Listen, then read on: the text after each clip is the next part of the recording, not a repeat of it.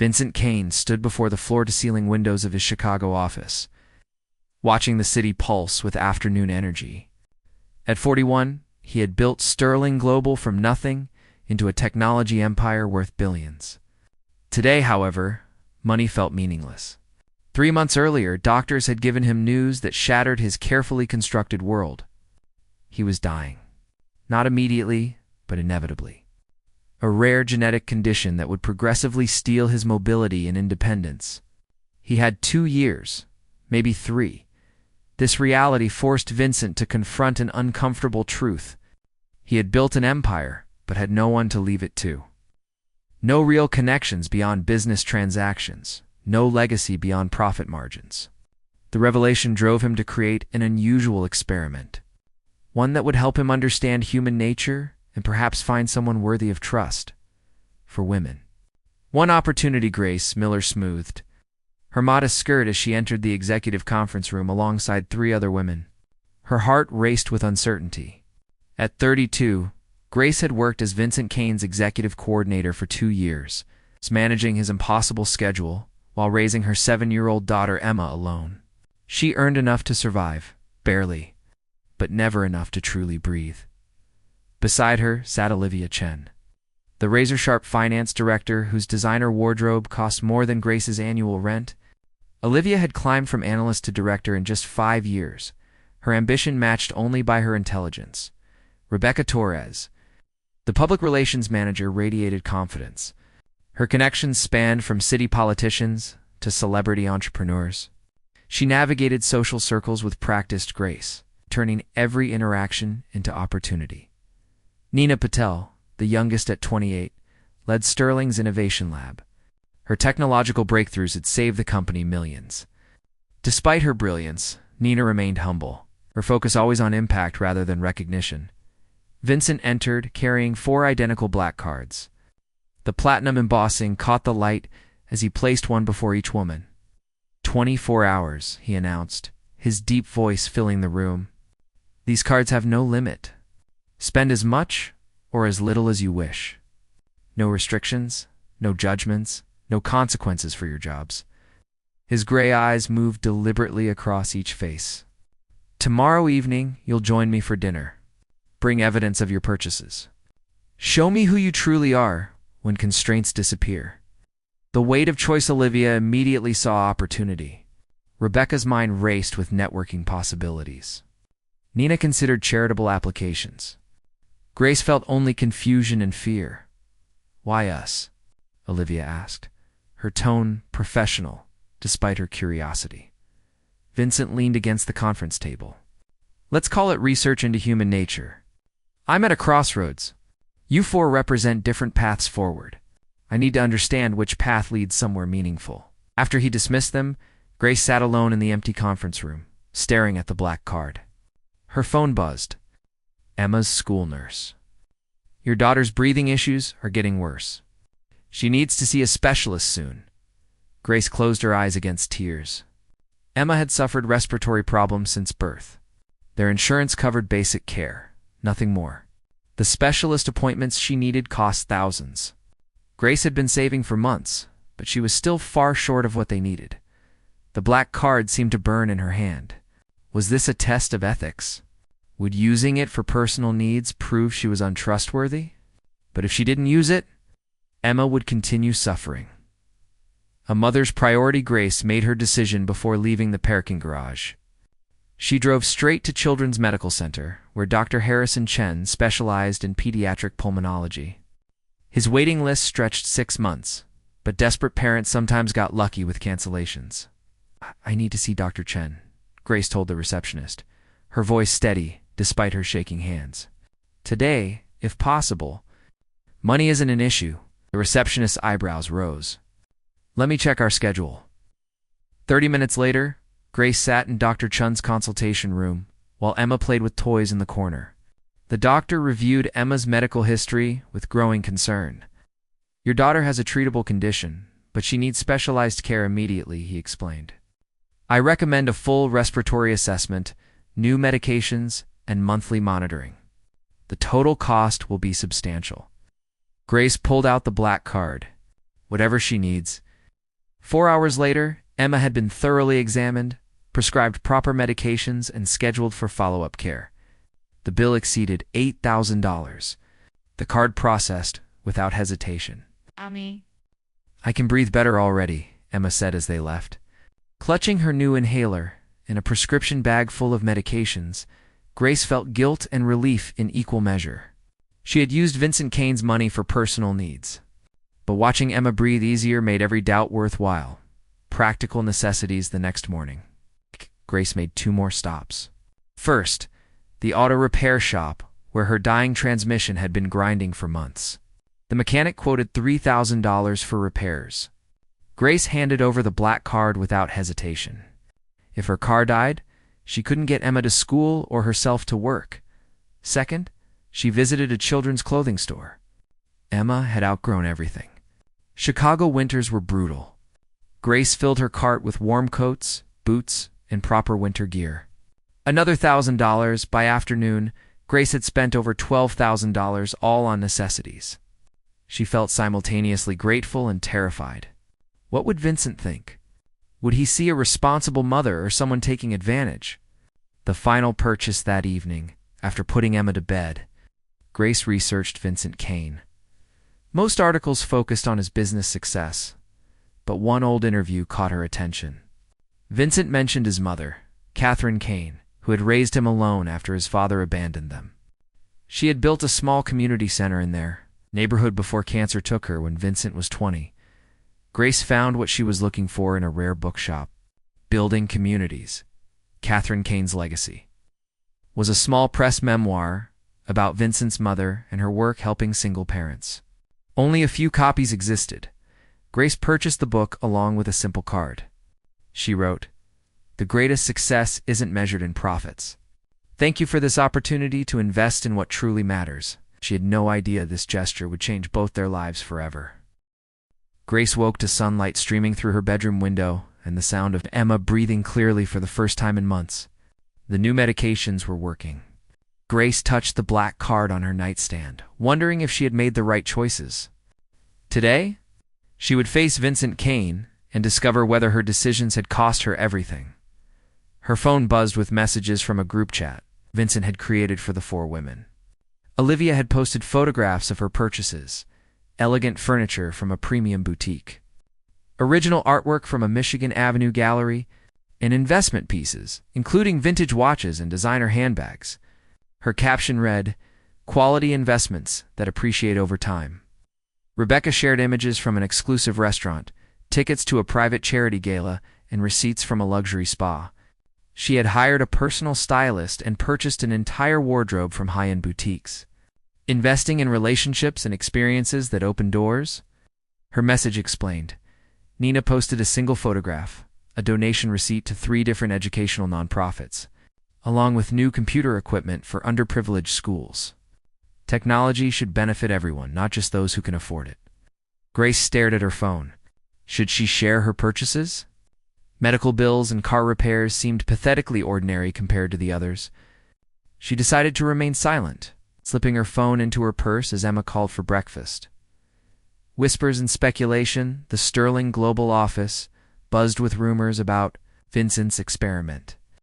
Grace arrived early, hoping to avoid questions, but colleagues cornered her immediately. "Is it true Vincent gave you unlimited money?" asked Jennifer from accounting. "What did you buy?" "Is he choosing a wife?" whispered Marcus from legal. "Everyone knows he's been single for years." Grace kept her responses vague, focusing on her work. She organized Vincent's schedule, confirmed appointments, and prepared documents for upcoming meetings. Everything felt normal except for the black card hidden in her desk drawer and the dinner invitation weighing on her mind. At lunch, Grace slipped away to a small bookstore 3 blocks from the office. The owner, Mrs. Patterson, greeted her warmly. "I have the book you requested," Mrs. Patterson said, producing a carefully wrapped package. "It took some searching, but I found a first edition of Catherine Kane's memoir. Quite rare." Grace had called the previous evening after Emma fell asleep. She knew this book held special meaning. Vincent rarely discussed his mother publicly, but the few times he mentioned her, his entire demeanor changed. The steel-edged CEO became almost vulnerable. "I also gathered these," Mrs. Patterson added, placing additional books on the counter. Titles about single parenting, financial planning for families, and childhood health management filled the stack. "You mentioned needing resources." Grace used the black card one final time. The total was modest compared to what the others had spent, but these purchases represented who she was, a mother seeking knowledge to better care for her child. Someone who valued education and self-improvement, preparation and doubt that afternoon. Grace left work early to pick up Emma from school. Her daughter's teacher stopped her in the hallway. "Emma seems different today," Miss Roberts said with a smile. "More energetic, focused. Whatever you're doing is working." Grace felt tears prick her eyes. She's finally getting proper medical care. After dropping Emma at her sister Claire's house for the evening, Grace returned home to prepare. She stood before her closet, analyzing her limited options. Most of her clothing came from discount stores or clearance racks. Nothing seemed appropriate for dinner at a billionaire's home. She chose a simple, navy dress she had worn to her college graduation. It was modest, professional, and honest. Grace paired it with her grandmother's pearl earrings, the only jewelry she owned with real sentimental value. She refused to pretend to be someone she was not, the gathering Vincent's. A dress led to a historic brownstone in Lincoln Park. Grace had expected something ostentatious. A modern penthouse with cold minimalism, or a mansion showcasing wealth. Instead, she found a warm, inviting home with flower boxes and soft lighting. Olivia's Mercedes was already parked outside.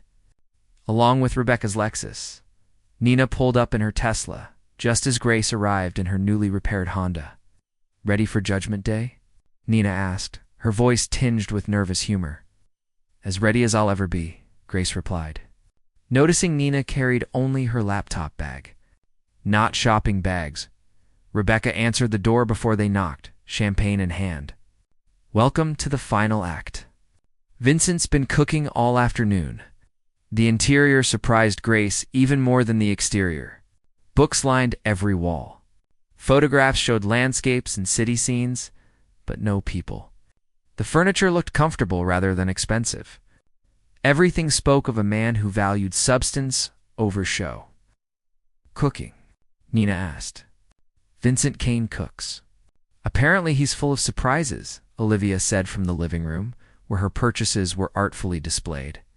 "Though I'm still waiting to understand the point of this entire exercise." Dinner and revelation. Vincent emerged from the kitchen wearing an apron, his usually severe expression softened. "Welcome. I hope everyone likes Italian. Dinner is ready." The meal unfolded like something from a dream. Vincent had prepared everything himself. Fresh pasta, homemade sauce, perfectly seasoned vegetables. He guided conversation away from business, asking about their lives, their passions, their dreams. Grace watched him carefully. This Vincent Kane differed completely from the demanding CEO she assisted daily. He laughed at Rebecca's stories, engaged seriously with Nina's ideas about technology ethics, and listened intently when Olivia discussed economic theory. When his attention turned to Grace, she felt exposed. "How is Emma?" he asked quietly. "I noticed you took personal time yesterday afternoon." Grace's throat tightened. "She's much better. Thank you." Something flickered in Vincent's eyes, but he simply nodded and moved to serve dessert. After tiramisu and coffee, Vincent stood. "I suppose we should discuss why you're here." His tone shifted, becoming more formal. "Tomorrow, I'm announcing major changes at Sterling Global. One of you will play a crucial role in those changes." The room fell silent. Grace's heart pounded. "Oh." "But first," Vincent continued, "show me what my card purchased." The true test owned by one, they presented their choices. Olivia explained her investment strategy, selecting items that would appreciate in value while providing immediate utility. Her approach was logical, strategic, and entirely focused on building personal assets. Rebecca described her networking investments. The gala tickets had connected her with 3 major clients. The restaurant experience had impressed potential partners, and the wardrobe would pay dividends in professional settings. Everything served a purpose in advancing her career. Nina's presentation was brief. She had donated to causes she believed in, using Vincent's resources to create opportunities for others. Her focus remained entirely outward, on community benefit rather than personal gain. When Grace's turn came, her hands trembled as she placed her receipts on the table. "I used your card for necessities," she said quietly. "Medical care for my daughter. She has a respiratory condition we couldn't afford to treat properly. Car repairs because my transmission was failing. Winter clothes because Emma had outgrown everything." The room was silent. Grace felt heat rising in her cheeks. Her purchases seemed so small, so selfish compared to Nina's charity or Rebecca's strategic networking. "And this," Grace continued, pulling the wrapped book from her bag. "For you." Vincent accepted the package, his expression unreadable. He unwrapped it slowly, revealing the memoir. When he saw the title, his composure cracked for just a moment. His fingers traced the cover gently. "My mother's book," he said, his voice rough. "Where did you find this?" "I researched your background," Grace admitted. "I learned about your mother and what she meant to you. Thought you might appreciate having this." Vincent opened to the title page where Grace had written her note. He read it silently, then closed the book carefully. "Of all the things you could have purchased for yourself," he said, meeting her eyes, "you chose to give me something instead." Grace held his gaze. "The card gave me the chance to take care of my daughter.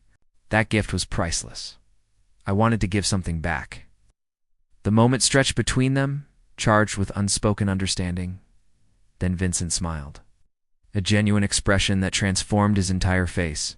"Thank you, Grace. You've just shown me exactly what I needed to see." Vincent Kane set the memoir carefully on the mantel, his fingers lingering on the spine. The four women watched him with varying expressions.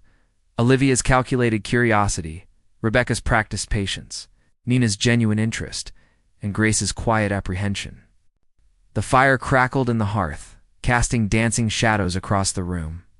"6 months ago," Vincent began, turning to face them, "I received news that fundamentally altered my understanding of success, legacy, and purpose." He paused, choosing his words with uncharacteristic care. "I was diagnosed with a progressive genetic disorder. The doctors gave me 2 to 3 years before I lose most of my physical capabilities." The announcement landed like a physical blow. Grace's hand flew to her mouth. Nina leaned forward with concern. Rebecca's composure wavered. Even Olivia's calculated expression crumbled into shock. "I'm not dying immediately," Vincent continued, his voice steady. "But I'm facing a future where the empire I built becomes meaningless if I have no true legacy beyond quarterly profits and shareholder returns." That realization forced me to ask uncomfortable questions. What have I actually built? Who have I helped? What will remain when I'm gone? Rebecca recovered first. "Vincent, I'm so sorry. But I still don't understand how this connects to the black card experiment." Vincent moved to the windows overlooking the city, because wealth without wisdom is worthless. Power without purpose is poison. I needed to understand something fundamental about human character, about what drives people when all constraints are removed. He turned back to them, his gray eyes intense. "I wasn't testing your spending habits. I was observing your values, your priorities, your authentic selves, when you believed no one was judging you." Individual truths revealed. Vincent walked to where Olivia sat, her designer purchases arranged with aesthetic precision. "Olivia, you invested in quality and appreciating assets. Your choices reveal someone who thinks long-term, who understands that today's decisions shape tomorrow's opportunities. You value security, stability, and strategic positioning." Olivia nodded slowly, absorbing his analysis. Moving to Rebecca, Vincent continued, "You invested in experiences and relationships. Every purchase served a networking purpose, a chance to build connections and social capital. You understand that success often depends on who you know and how you present yourself." Rebecca's expression softened. "I've always believed relationships are the real currency." Vincent approached Nina next. "You looked outward immediately, seeing the opportunity to benefit others rather than yourself. Your charitable giving reveals someone who measures success by impact rather than acquisition. You understand that technology's true value lies in accessibility." Nina smiled quietly. "My parents immigrated here with nothing. Community support made my education possible. Never forgotten that. Finally, Vincent stood before Grace, who sat with her hands folded in her lap, her grandmother's pearls catching the firelight. "And you, Grace," he said softly, "you did something remarkable. And given unlimited resources, you focused on foundation, health, safety, necessity. You secured your daughter's well-being before considering anything else. Then, having received so much, you thought to give something back." He gestured to the memoir on the mantel. He saw beyond the transaction to the human being behind it. Grace felt tears threatening. "I just did what any mother would do." "No," Vincent said firmly. "You did what a person of character does. You addressed genuine needs without excess, and you demonstrated gratitude without obligation." The foundation announcement. Vincent returned to the center of the room, his posture straightening with purpose. "Sterling Global is undergoing a complete transformation. We're establishing the Vincent Kane Foundation with an initial endowment of $50 million. The foundation will focus on 3 areas: accessible healthcare for families, educational opportunities for single parents, and community development in underserved neighborhoods." The significance of naming the foundation after his mother was not lost on anyone. "These aren't random choices," Vincent explained.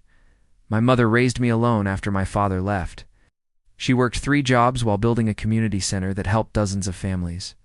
She taught me that true wealth means lifting others, not just climbing higher yourself.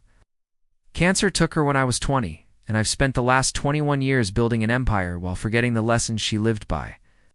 His voice grew stronger. "That changes now. Sterling Global will pivot towards socially responsible innovation. We're divesting from ventures that prioritize profit over people. We're investing in healthcare technology, sustainable solutions, and educational access." Olivia straightened. "That's a radical departure from our current portfolio. The board approved this?" "The board follows my lead," Vincent replied. Amen. "And more importantly, they recognize that long-term sustainability requires ethical foundation. We'll be more profitable in 5 years than we are today, but we'll also be making genuine difference." New roles, new futures.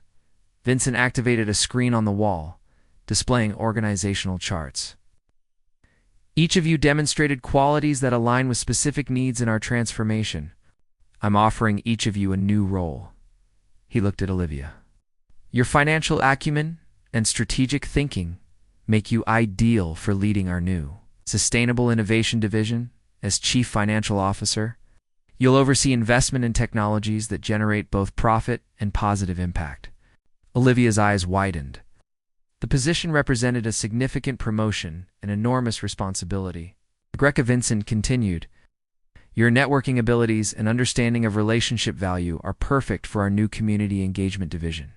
You'll build bridges between Sterling Global and the communities we serve, ensuring our technologies create meaningful connections, not just transactions." Rebecca nodded, clearly envisioning the possibilities. "Nina, your technical brilliance, combined with your social conscience, make you the natural choice to lead our educational technology initiative.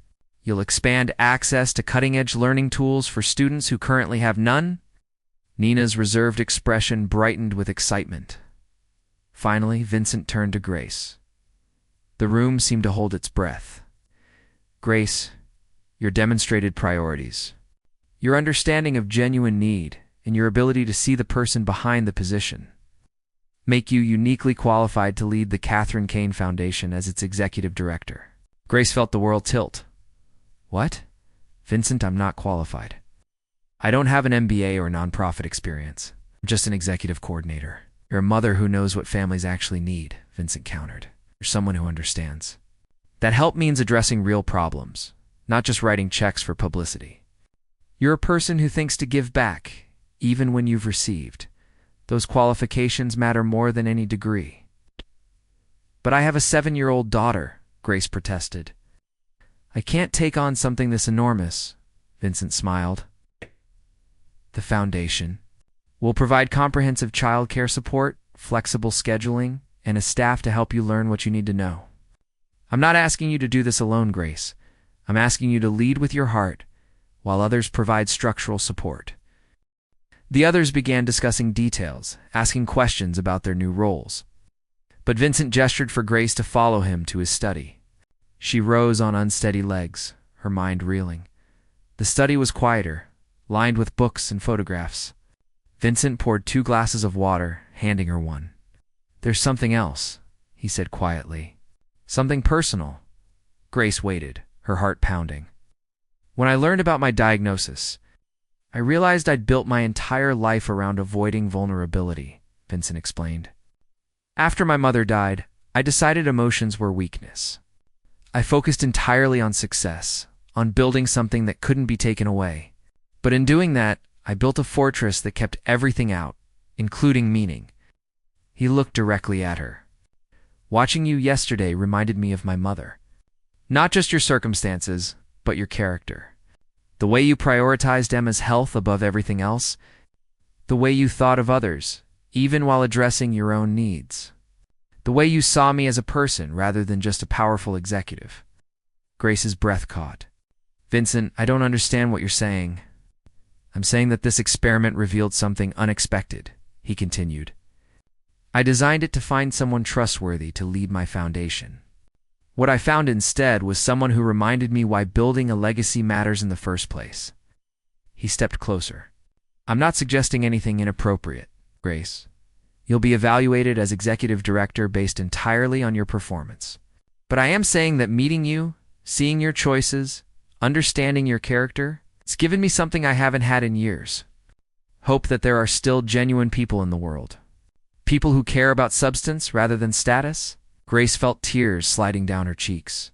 "You're giving me an opportunity that could change my daughter's entire life. How could I ever repay that?" "By being exactly who you are," Vincent said simply. "By leading the foundation with the same values you demonstrated yesterday.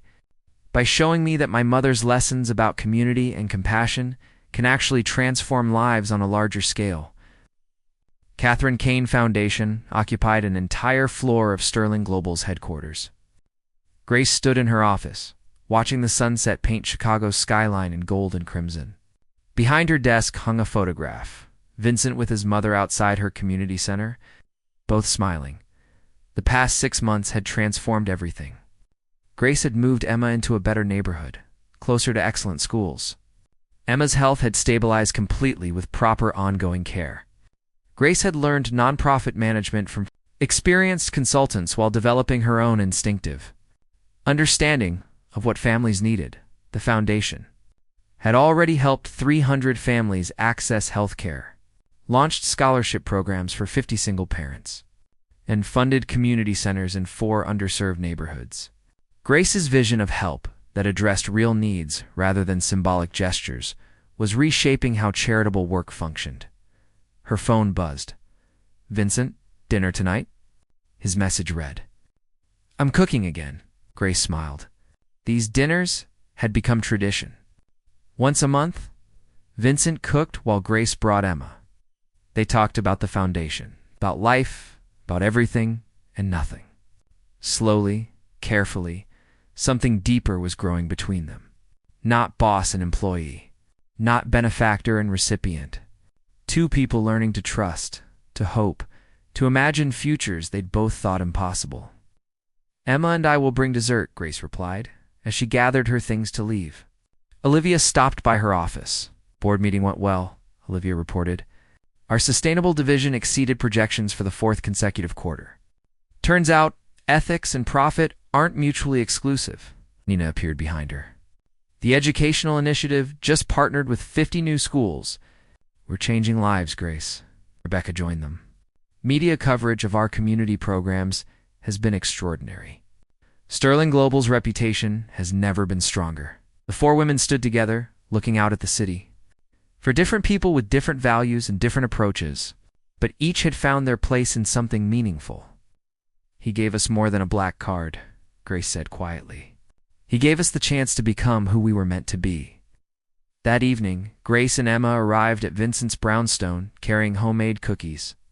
Vincent answered the door, his movements slower than 6 months ago, but his smile genuine. "My favorite people," he said, scooping Emma into a careful hug as Emma ran to the kitchen to help with dinner. Vincent took Grace's hand. "Thank you," he said simply. "For what?" "For showing me that the best investment isn't measured in dollars, Vincent replied. It's measured in lives changed, hope restored, and connections that matter. Grace squeezed his hand. Thank you for seeing something in me I didn't see in myself. They stood together in the doorway, listening to Emma's laughter from the kitchen. Neither knew how much time Vincent had left, but they both knew how they would spend it, building something meaningful, helping others find hope, and discovering that sometimes the greatest treasures come from the most unexpected tests. The black card experiment had ended 6 months ago, but its real impact was just beginning, rippling outward in ways none of them could have predicted. Changing lives one genuine choice at a time. The end.